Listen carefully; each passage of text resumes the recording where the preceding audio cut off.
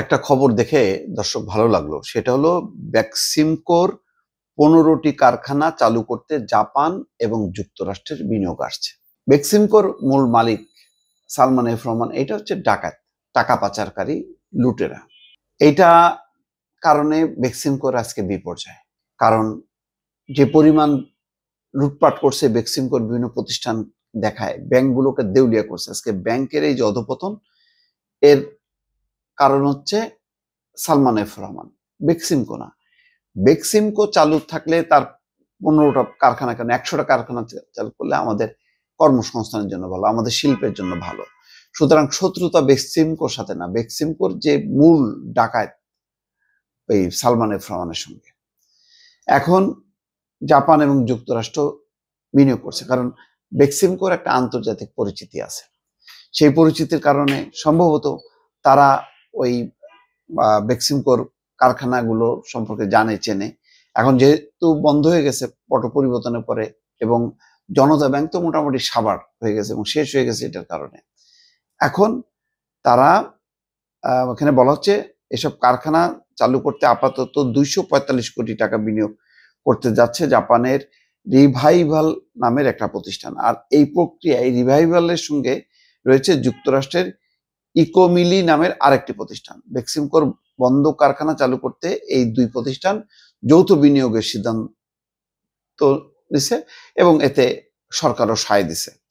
এখন অপেক্ষা ত্রিপক্ষীয় চুক্তির পক্ষগুলো হচ্ছে রিভাইভাল, জনতা ব্যাংক এবং বেক্সিমকো। শ্রম এবং কর্মসংস্থান মন্ত্রণালয়ের সূত্রে তথ্য জানা গেছে। যাক, সরকার যে ক্ষেত্রে সহযোগিতা করছে এতে বোঝা যায় সরকার একটা উদার মনোভাব নিয়ে এগোচ্ছে।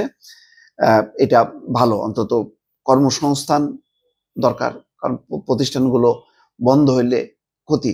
ওই যে আরেক ডাকাত দেখেন না, ওই যে গাজী গ্রুপের ওই যে টায়ারটা, এটা একটা বিশাল ক্ষতি হয়েছে। রপ্তানিমুখী এই শিল্পটা একদম, কতজন মারা গেছে, ২০০-৩০০ মারা গেছে, পুরেই মারা গেছে ভেতরে লুটপাট করতে যে।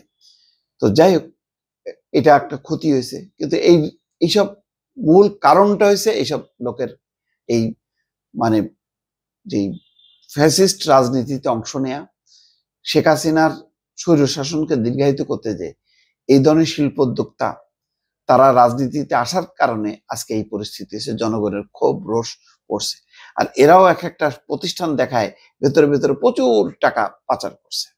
সুতরাং ব্যবসা জায়গাটা ব্যবসায় জায়গায় রাখতে হবে। যদি এটা না রাখা হয় তাহলে এই ধরনের বিপর্যয় হবে। এটা হলো একটা শিক্ষা। বেক্সিমকো গ্রুপের পোশাক পণ্যের বড় বিদেশি ক্রেতা যারা, মার্কস অ্যান্ড স্পেন্সার, দেখেন বেক্সিমকো গ্রুপের বড় ক্রেতা কারা? যারা, Marks and Spencer, Target, American Eagle, Pull and Bear এবং বেস্ট সেলার ইত্যাদি। বিদেশি ক্রেতাদের কাছে চাহিদা থাকায় ১৫টি কারখানা নিয়ে গঠিত বেক্সিমকো টেক্সটাইল ডিভিশন নতুন করে চালুর চেষ্টা চলছে। এখন যে কি বলে ঋণ, শুল্ক সুবিধা, সেই শুল্ক সুবিধার বাংলাদেশে আছে, যেটা ভারতে নেই। সুতরাং এখানে যদি কারখানা চালু হয়, এখান থেকে কারখানা থেকে এই বিদেশি যেই কোম্পানিগুলো তারা পণ্য নিতে পারে, তাহলে তাদের জন্য লাভ। ফলে তাদেরও একটা আগ্রহ আছে যে বাংলাদেশে এই কারখানাগুলো চালু হলে আলটিমেটলি তাদেরই লাভ।